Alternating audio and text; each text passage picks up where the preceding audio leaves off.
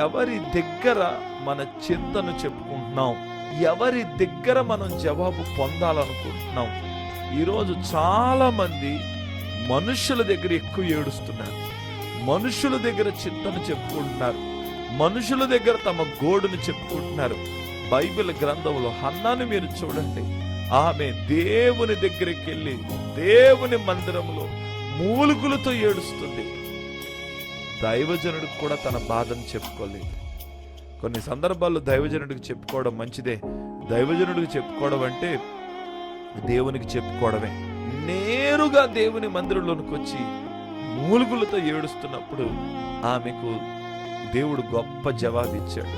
Deep connection కావాలా? Deep connection ఎలా వస్తుంది? డీప్ కనెక్షన్ ఎలా మనం నిలబెట్టుకోగలం? డీప్ కనెక్షన్ మన జీవితంలోనికి ఎలా తీసుకోగలం అంటే, నువ్వు మనుషుల దగ్గర కాక దేవుని పాదాల దగ్గర